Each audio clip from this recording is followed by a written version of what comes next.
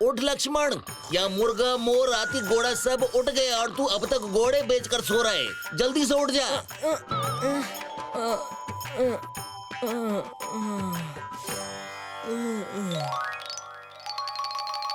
ये सुबह सुबह तैयार होके आप कहाँ जा रहे हैं बाबा? आप नहीं, हम। शहर में बहुत बड़ा मेला लगा है, देखने चलना है तो झटपट तैयार हो जाओ। क्या शहर? ये हम शहर जा रहे हैं। अरे बस करो, ऐसे नाचते रहे तो यही मेला लग जाएगा।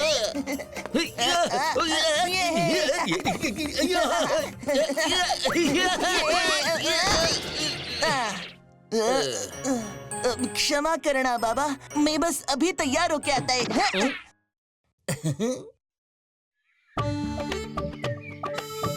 ये पवन तो मेरी शान है, शान। हाँ, शान तो मेरी भी है। चलो।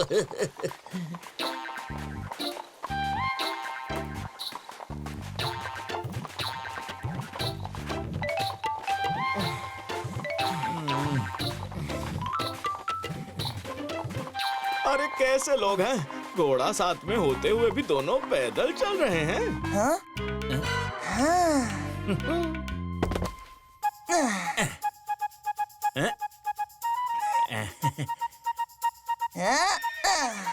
अरे क्या कर दिया ये? कोई पकड़ो मेरे घोड़े को। बाबा! बेटा!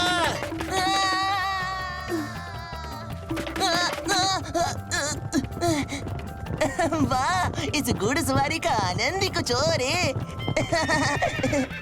भूत पीले की बात है, मैं क्या? अरे लगाम खींचो, लगाम!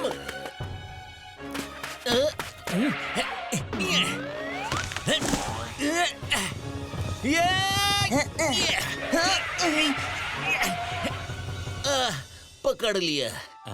अब ये कहीं नहीं भागेगा। अच्छा हो गया कि ये रुक गया बाबा, नहीं तो आपसे पहले मैंने ही वो शेर देख लिया होता।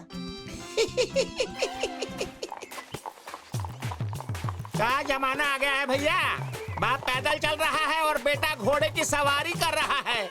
क्या बोलिएगा, आजकल के बच्चे भी ना। सही कह रहे हैं।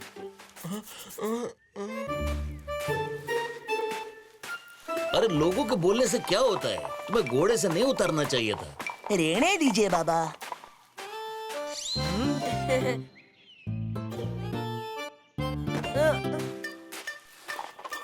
चलो नीचे उतरो, चलो। छोटा बच्चा पैदल चल रहा है और खुद राजा महाराजा की तरह घोड़े पर बैठे चले जा रहे हो, शर्म नहीं आती? अरे नहीं नहीं काका, आप गलत समझ रहे हैं। चुप, बिल्कुल चुप। अब आगे कुछ मत बोलना। अगर फिर खुद घोड़े पर बैठा और बच्चे को पैदल चला तो यूं उठाऊंगा और यूं धूल चटा दूंगा। हाय रे मेरी कमर और पेट।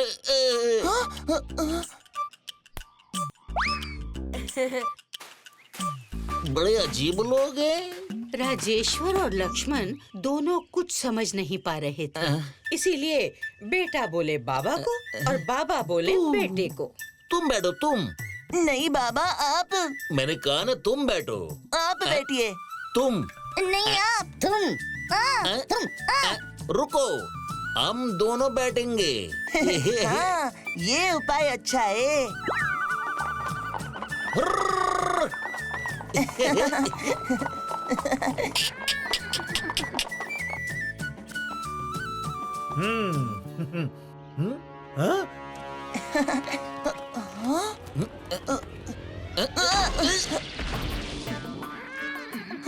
अरे क्या मुसीबत है? मुसीबत ये नहीं, तुम लोग हो। बेचारा बोल नहीं सकता तो क्या, कम से कम उसके भाव को तो समझो। देख तो लो, तुम दोनों के बोझ उठा उठा कर बेचारा कितना थक गया है। हाँ, निर्दयी कहीं के। क्षमा बंधु, आपने मेरी आंखें खोल दी। इस बेचारे के साथ हमने बहुत गलत किया। इसने हमारा बोझ बहुत उठा लिया, अब हम उठाएंगे।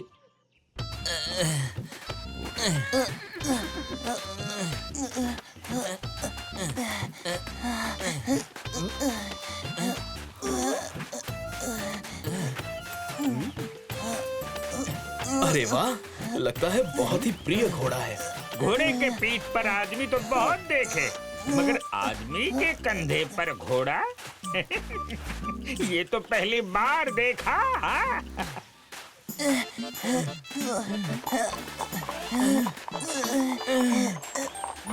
अयो, अब इसे क्या हो गया?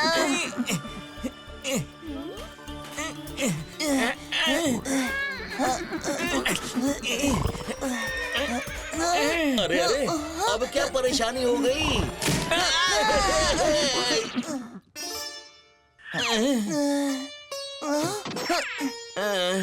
बाबा, आपको लगी तो नहीं? अरे भागो बेटा।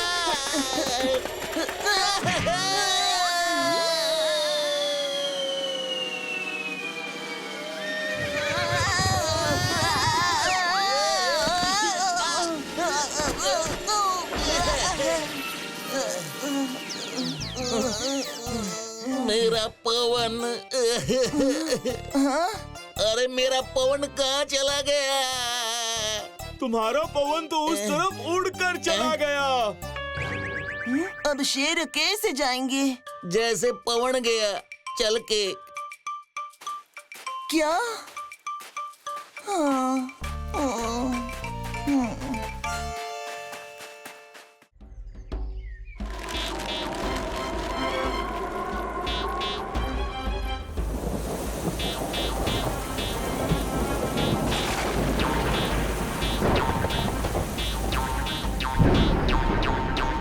आखिरकार दोनों की प्रार्थना से वन की देवी प्रसन्न हो जाती है।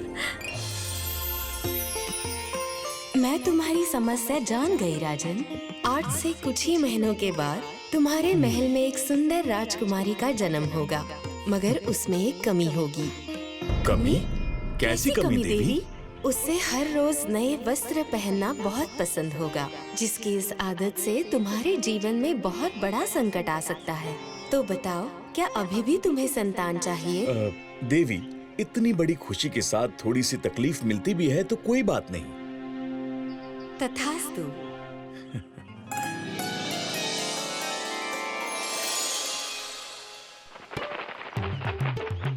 देवी के आशीर्वाद के अनुसार कुछ दिन के बाद ही राजमहल में किलकारी गूंजी। हाँ? बधाई हो महाराज, लड़की हुई है। मेरी प्यारी बिटिया। सुनो सुनो सुनो।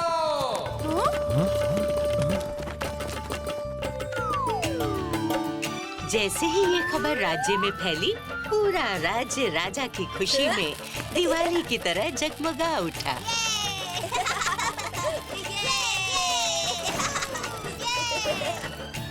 जैसे जैसे समय बीता, वैसे वैसे राजकुमारी चित्रलेखा और भी सुंदर होती गई।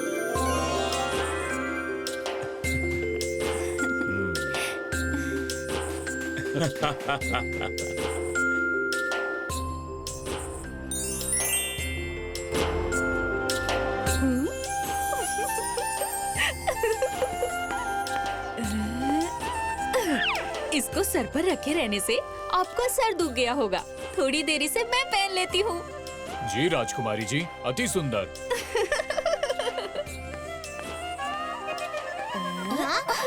अरे ये क्या? रंग सहेज के रखने की नहीं, उड़ाने की वस्तु होती है।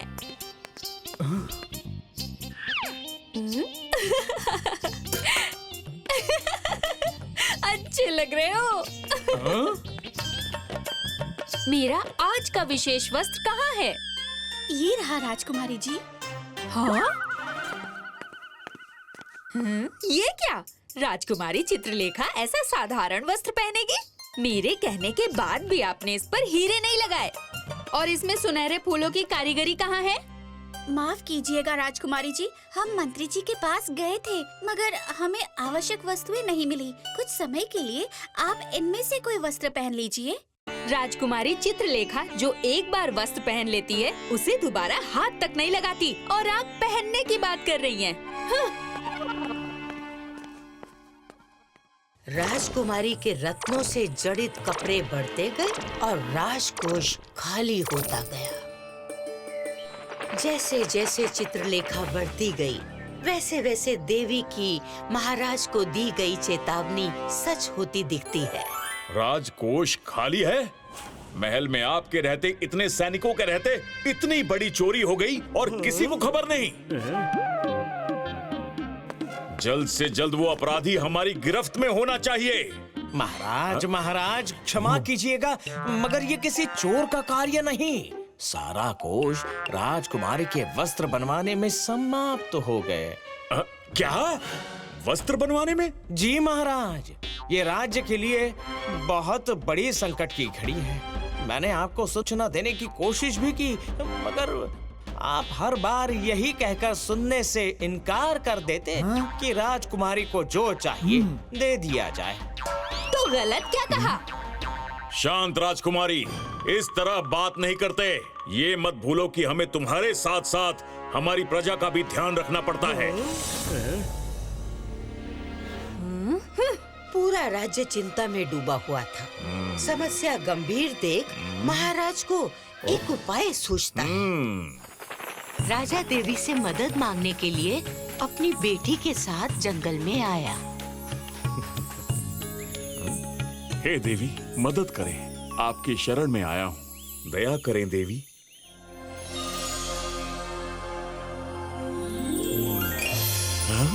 मुझे तुम्हारे आने का कारण ज्ञात है राजन। मैंने तुम्हें चेतावनी दी थी, मगर तब तुम नहीं माने।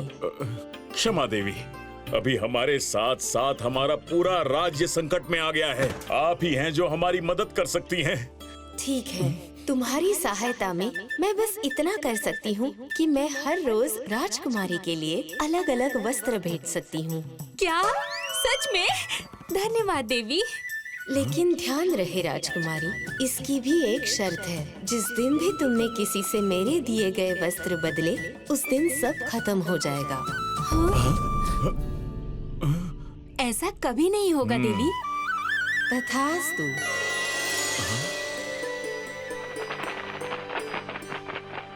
अगले दिन से ही रोज राजकुमारी के लिए नए नए वस्त्र प्रकट हो जाते और उन्हें पहन पहन कर वो बहुत खुश हुआ करती थी। ऐसे ही दिन, महीने, ऋतु बदलते गए, मगर नहीं बदला था तो राजकुमारी का चंचल मन। राजकुमारी कुछ समय देवी के वस्त्रों को पहनने के बाद उनसे बोर होने लगी और समय के साथ साथ देवी से किया गया अपना वादा भी भूल गई।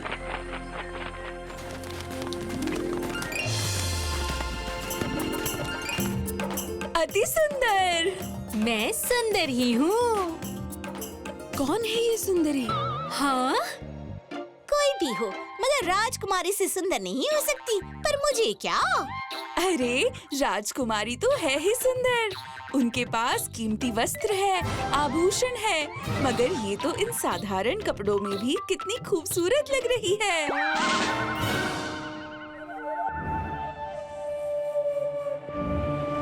मैंने दिव्य कपड़े पहने हैं, देवी के दिए हुए आभूषण भी पहने हैं, फिर ये इतनी सुंदर कैसे दिख सकती है? लगता है इसके वस्त्र में ही कोई बात है और धरती के सबसे सुंदर वस्त्र सिर्फ मेरे पास होंगे। अरे जरा सुनो। अरे राजकुमारी यहाँ? हाँ? प्रणाम राजकुमारी जी। देखो, मुझे आगे मेले में जाना है और अगर वहाँ के लोगों ने मुझे पहचान लिया तो गड़बड़ हो जाएगी। इसलिए मेरे इन वस्त्रों के बदले में तुम अपनी साड़ी मुझे दे सकती हो क्या? मेरी साड़ी? कहीं आप मजाक तो नहीं कर रही? बिल्कुल नहीं। ठीक है।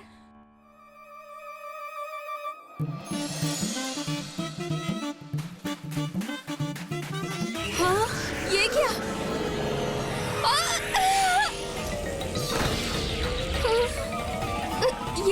ये मैं कहाँ आ गई? हाँ? मेरी चेतावनी के बाद भी तुमने मेरे दिए गए वस्त्रों को किसी और से बदल के मेरी आज्ञा का अनादर किया है। इसके लिए तुम्हें दंड अवश्य मिलेगा। ये मुझसे क्या पाप हो गया? मुझे माफ कर दीजिए देवी। यहाँ आज्ञा न मानने की कोई माफी नहीं। हाँ? तुम्हें तात्काल इस लोक को छोड़कर जाना होगा। हाँ, नहीं नहीं, ऐसा मत कीजिए देवी। महाराज महाराज महाराज, आपको किसी ने पहचान लिया तो गड़बड़ हो जाएगी। अरे वो सब छोड़ो, अपने आसपास तो देखो, लोग कितने खुश हैं। अरे आया है भर के पानी जहाज। अरे ले लो भैया आलू और प्याज। जब हम अपनी प्रजा को खुशहाल और आनंदित देखते हैं तो हमारा मन गदगद हो जाता है। देखो सारंग, ऐसा एक भी व्यक्ति दिखाई नहीं दे रहा जो खुश ना हो। महाराज क्षमा कीजिए, क्योंकि हाथी के दांत खाने के कुछ और दिखाने के कुछ और होते हैं। अर्थात जो व्यक्ति संतुष्ट है वही खुश है। अब वास्तव में कितने लोग संतुष्ट हैं, इसकी तो पड़ताल करनी पड़ेगी ना। अगर आपकी आज्ञा हो तो मेरे पास एक योजना है महाराज। हमारे लिए ये जानकारी आवश्यक है कि क्या आप लोग वास्तव में खुश हैं या नहीं। क्या हमारे राज्य में आपकी सारी जरूरतें पूरी हो पा रही हैं या नहीं। यहाँ उपस्थित लोगों में से कोई है जो खुश ना हो। मैं तो इतना आनंदित हूँ महाराज कि व्यापार करने के लिए भी बाहर जाने की इच्छा नहीं होती, पाई पाई जोड़ के। हमारी रसोई हमेशा अन्न से भरी रहती है, हमें और क्या चाहिए महाराज। हाँ, हमारा व्यापार, हमारा कारोबार, सब कुछ अच्छा चल रहा है, हम सब खुश हैं। अच्छी बात है मंत्री जी। महाराज महाराज, आपकी बातें सुनकर महाराज को बड़ी प्रसन्नता हुई, जिसकी खुशी में राज्य के सभी सुखी लोगों के लिए कल शाही बागीचा खोल दिया जाएगा। वहाँ बहुत सारे दुर्लभ फल फूल हैं जो आप खा भी सकते हैं या थैले में भरकर ले जा भी सकते हैं। शाही बागीचा, जो कि राजा का सबसे प्रिय और खास बागीचा था, जहाँ पर राजा ने देश विदेश से फल फूल मंगवाकर यहाँ लगवाए थे। आप सब बगीचे का आनंद ले लीजिए। बगीचे के पिछले वाले द्वार पर महाराज आप सबसे भेंट करेंगे हैं?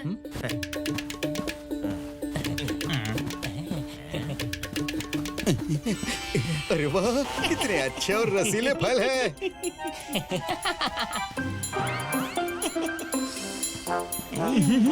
अद्भुत, ये बगीचा तो किसी दूसरे लोक का प्रतीत होता है। अरे तुम लोग बातों में ही समय गवाते रहो, मैं तो चला अपना थैला भरने, पाई पाई जोड़ के।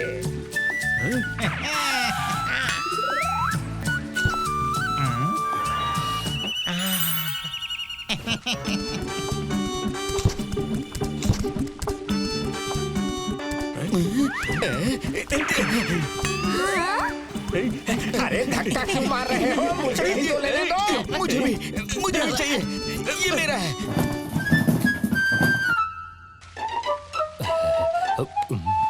अभी तो आधे ही बगीचे की सैर की है और थैला भर भी लिया। ऐसे सुंदर और रसीले फलों से बेहतर और क्या हो सकता है। थोड़ा आगे जाकर तो देखिए।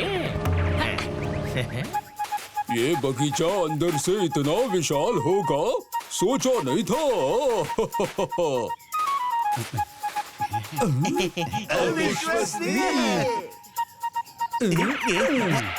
सुनहरे फल, अद्भुत।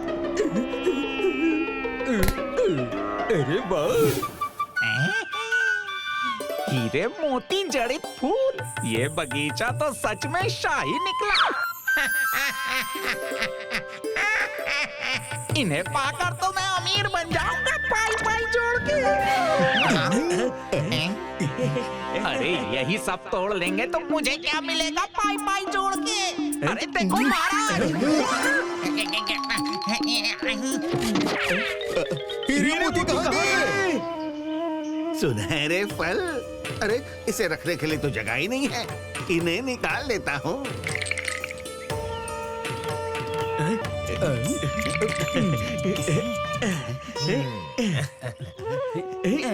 अरे छोड़ो।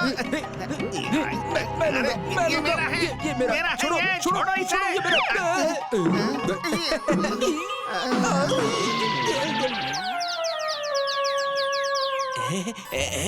ये मुझे भी चाहिए।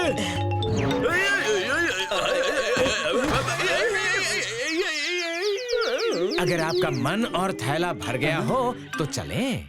महाराज हम सबका दूसरे द्वार पर इंतजार कर रहे हैं। हाँ हाँ चलिए मंत्री जी। थोड़े और लेने चाहिए थे। हाँ हाँ सही कहा। महाराज की जय हो। जाइए जाइए, उस पार महाराज आपका इंतजार कर रहे हैं। इतनी तेज धार, इनको पार करेंगे कैसे? और करेंगे नहीं तो महाराज तक पहुंचेंगे कैसे? अरे तुम लोग भी ना इसे ऐसे पार करेंगे और कैसे?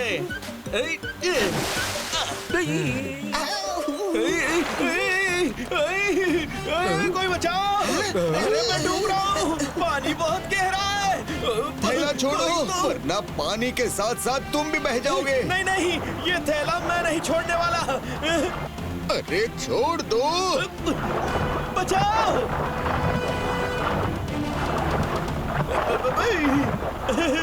मेरे सुनहरे फल, सारी मेहनत गई पानी में। शीघ्रता करें, महाराज प्रतीक्षा कर रहे हैं। इसका प्रवाह तो बहुत ही खतरनाक है। नहीं गए तो महाराज नाराज हो जाएंगे और गए तो सुनहरे फल समेत हम भी पानी में डूब जाएंगे। अब करें भी तो क्या करें?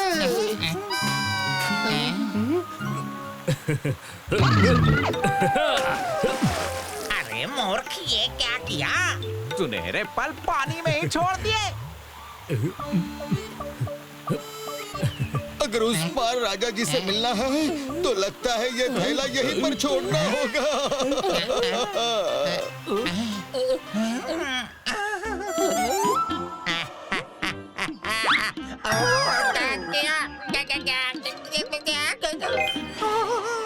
क्या क्या सोचा था और क्या हो गया? पाई पाई जोड़ के।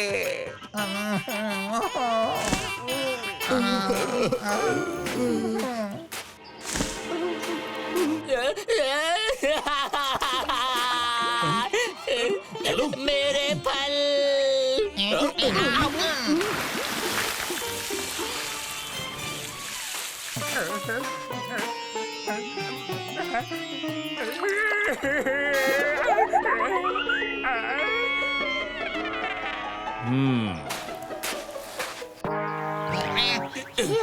हाथ तो आया पर मुंह को ना लगा। कल जो लोग संतुष्ट और खुश होने की बात कर रहे थे, उन्हें सुनहरे फल के लालच में देखकर महाराज दुखी होते हैं। लेकिन वहाँ पर एक आदमी था जो खुश दिख रहा था। उसे देख राजा हैरान हुआ। उसके चेहरे पर मुस्कान थी। राजा ने उसे अपने पास बुलाया। इतनी दौलत हाथ से निकलने का तुम्हें दुख नहीं है? दुख क्यों महाराज? आपने अपने शाही बगीचे में हमें सैर करने का मौका दिया। ये तो हमारे लिए खुशी और सम्मान की बात है। वैसे भी मैंने तो सुनहरे फल लिए ही नहीं, मैंने तो पेट भर के रसीले फल खाए और कुछ अपनी बिटिया के लिए रख लिए थे, जिसे तैरने से पहले छोड़ आना पड़ा। महाराज इसीलिए जो संतुष्ट है वही असल मायने में खुश हैं। बहुत खूब सारंगा, शाबाश। बाकी लोगों को भी तुमसे ये सीखना चाहिए। और हाँ, ये रहे शाही बागीचे के स्वादिष्ट फल तुम्हारी बेटी के लिए। धन्यवाद महाराज। टप्पू की चमकती आंखें, जबरीले बाल, मस्तानी चाल सबको बहुत अच्छी लगती थी। लेकिन सबसे अच्छी लगती थी उड़ानका को। अरे उड़ानका भाई, जरा पाई पाई जोड़ के नए कपड़े तो ले लो। रात तुम अपने काम से काम रखो। टप्पू को पाने की कोशिश में उड़ानका हर बार औंधे मुंह गिरता। लेकिन हार मानने को तैयार नहीं था कभी। चलो दुकान बंद, अब बाद में आना। बड़े अजीब इंसान हो। लो, आ गया वीरवारा पाई पाई जोड़ के। उडांका जब जब टप्पू को देखता उसे घोड़ा नहीं पैसों की पोटली दिखती थी। मेरा टप्पू।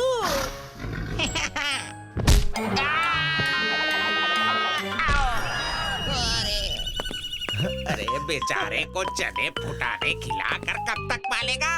मुझे बेच दे, पाई पाई जोड़ के पकवान खिलाऊंगा इसे। सिक्कों की जरूरत पड़ी तो सोचूंगा, फिलहाल तो इसके लिए चने चाहिए सेठ, ले लूं? अरे पोटली में है, पाई पाई जोड़ के। ये लो सिक्के, ये और पिछला हिसाब बराबर है। फिर हाथ से निकल गया। कोई बात नहीं, जिस दिन टप्पू मेरे हाथ लगा ऐसी ऐसी पूरी 10 पोटली में सौदा करूंगा उसका, पाई पाई जोड़ के। तबड़ा तबड़ा तबड़ा तबड़ा।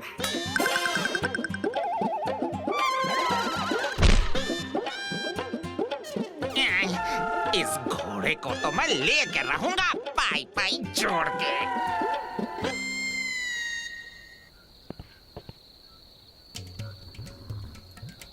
चल मेरे टप्पू।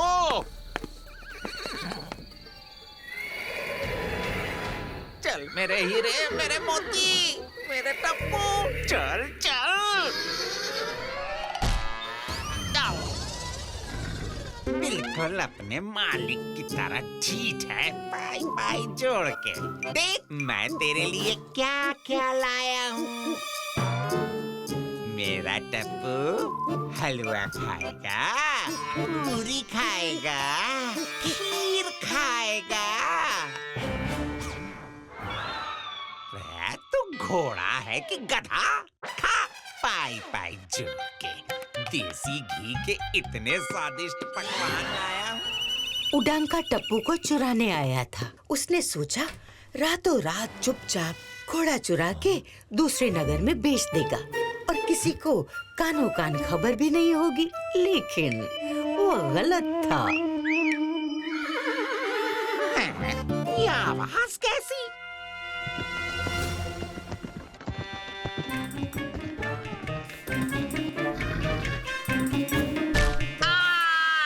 पाई पाई जोड़ के। रास्ता साफ है।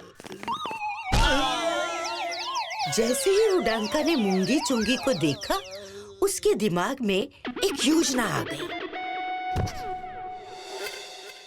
इतनी रात को सेठ तुम भी हमारी तरह चोरी करने लग गए क्या? नहीं, मैंने तो तुम दोनों को रंगे हाथों पकड़ा है।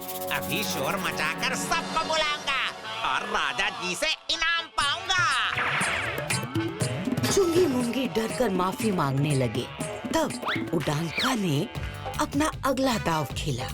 उडांका की योजना थी कि वीरवरा के यहाँ चोरी होने के बाद उसे पैसों की तंगी होगी और मजबूरन उसे टप्पू को बेचना ही पड़ेगा।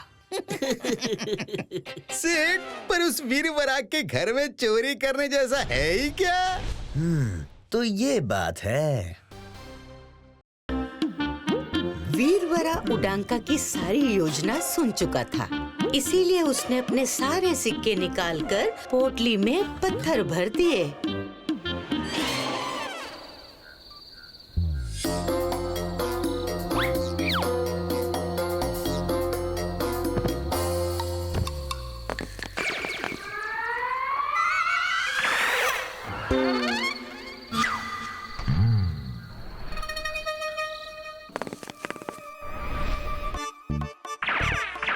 कहाँ है सिक्के?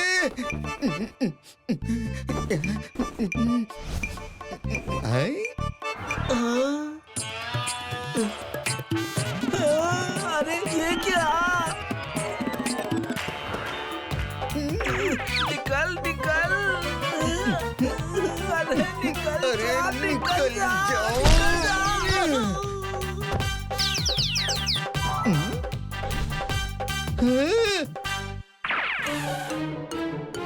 मिल गए सिक्के। हाँ, मुझे भी मिल गए। ना उडांका जानता था और ना मूंगी चुंगी कि योजना तो उनकी थी, लेकिन नियंत्रण वीरवरा के पास था। मेरा टप्पू आया कैसे नहीं? आ गया।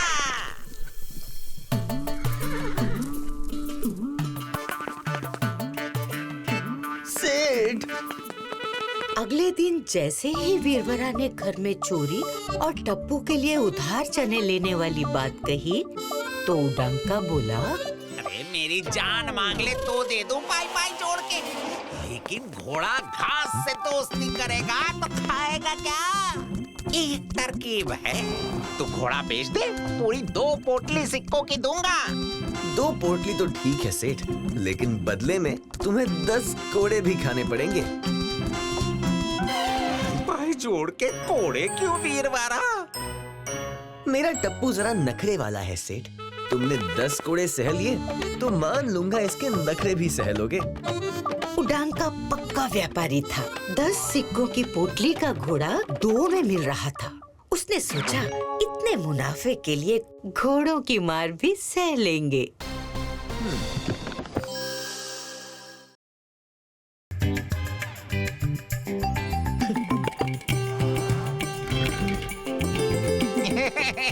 मेरे टप्पू, हाँ शुरू हो जाओ। वीरवरा ने 2 पोटली लेकर सबके सामने कोड़े मारने शुरू किए।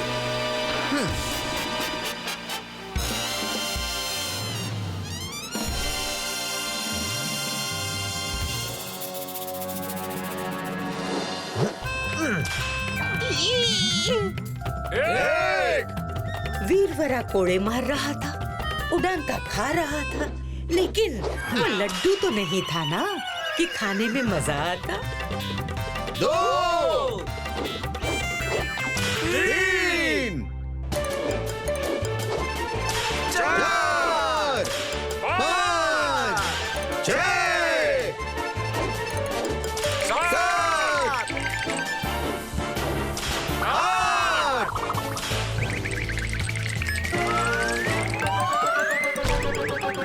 बचे हुए तो जल्दी मार दो।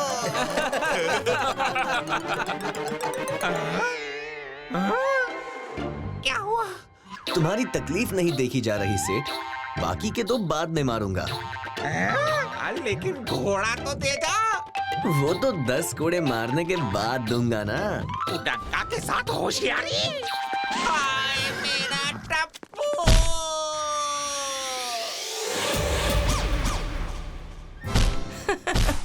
उडांका को ना 2 बचे हुए कोड़े मिले और न टप्पू, लेकिन उसे अपने लालच का फल जरूर मिल गया।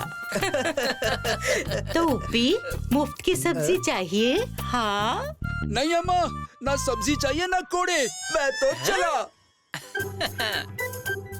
थैंक यू अम्मा, फ्री धनिया मेरी तरफ से।